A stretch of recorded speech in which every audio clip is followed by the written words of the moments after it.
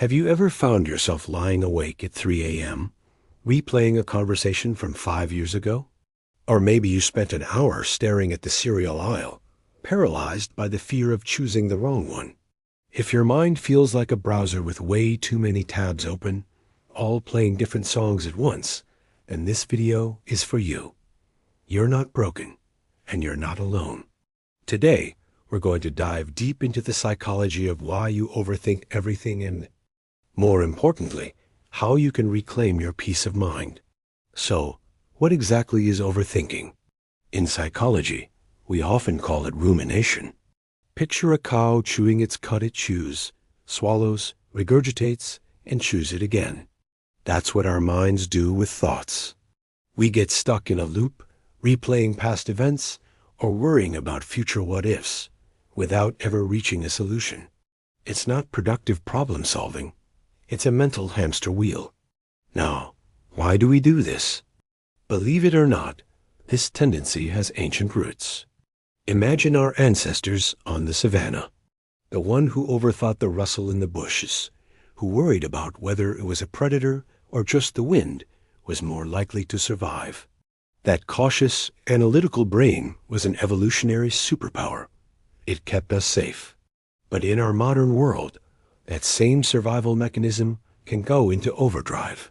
Instead of lions, our brains are treating a slightly awkward email or a choice of outfit with the same level of threat. One of the biggest drivers of overthinking is the fear of making a mistake, often tied to perfectionism. We build up this idea that every decision must be perfect, that one wrong move could lead to catastrophe. Let me tell you about a client I once had. Let's call her Sarah. Sarah was offered a promotion at work. It was a fantastic opportunity. But instead of celebrating, she spiraled. For weeks, she was consumed by thoughts like, what if I'm not good enough? What if I fail and everyone finds out I'm a fraud? What if I hate the new role and I can't go back? The fear of making the wrong choice kept her trapped in a state of anxious paralysis, unable to enjoy the present or move forward. She wasn't just weighing pros and cons. She was trying to predict and control an unknowable future, and it was exhausting. This is how overthinking hijacks our lives. It creates decision fatigue, where the sheer volume of mental analysis leaves us too drained to make any choice at all. It also fuels anxiety and depression. When we constantly focus on what went wrong or what could go wrong, we're bathing our brains in stress hormones like cortisol. We rob ourselves of the joy of the present moment because we always mentally rehearsing the past or auditioning for the future. Let's talk about some common triggers. Do you ever feel like your brain is just full? That's decision fatigue. After a long day of making choices, from what to wear to how to respond to a difficult coworker, our brain's capacity gets depleted. By a certain point, even a simple question like, "What's for dinner?" can feel overwhelming. Another huge trigger is social comparison. Scrolling through social media, we see everyone's highlight reels, the perfect vacations, the dream jobs, the flawless relationships. Our overthinking brain kicks in, comparing our messy, real life to their curated perfection, asking, why isn't my life like that? What am I doing wrong? Past traumas can also be a major factor. If you've been hurt or experienced a significant failure in the past, your brain may overthink as a way to protect you from being hurt again, trying to analyze every possible outcome to avoid repeating that pain. So how do we get off this hamster wheel? It's not about trying to stop your thoughts. That's like trying to hold back the ocean. The key is to change your relationship with them. Here are some practical strategies. First, mindfulness. This is about becoming an observer of your thoughts, not a participant. When you notice yourself spiraling, take a deep breath. Acknowledge the thought without judgment. You can even label it. There's that worry about the presentation again. By creating this small space between you and the thought, you take back your power. Imagine you're sitting by a river, and your thoughts are leaves floating by. You just watch them drift past without having to jump in and grab onto every single one.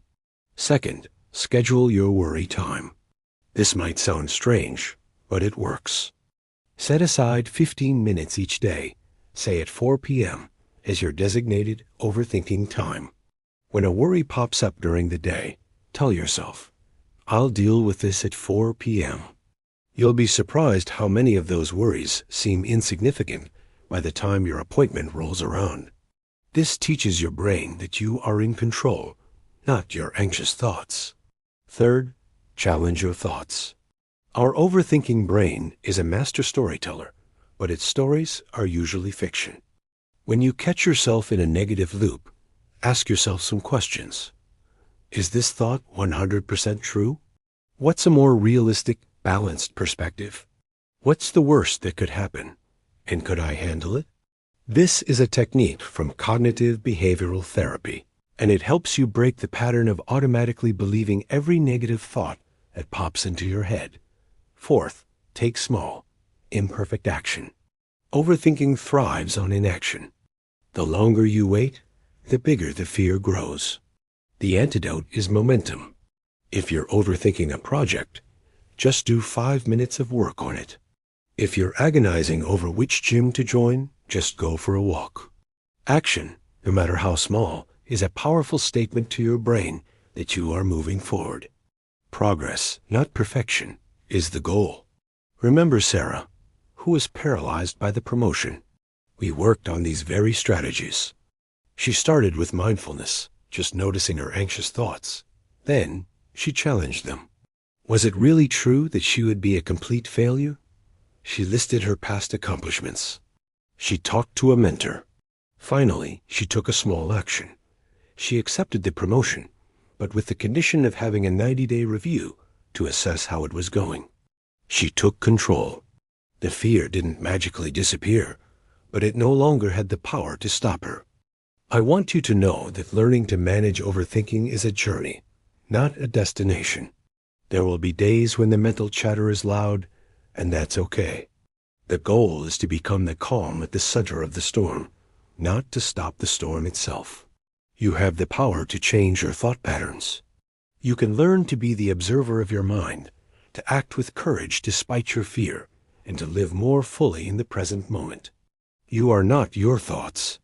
You are the one who hears them. If this resonated with you, I'd love to hear about it. Drop a comment below and share one strategy you're going to try this week. Your story might be exactly what someone else needs to hear. And if you want to keep exploring how to understand your mind and build a life you love, make sure to subscribe and hit that notification bell. Thanks for being here today. You've got this.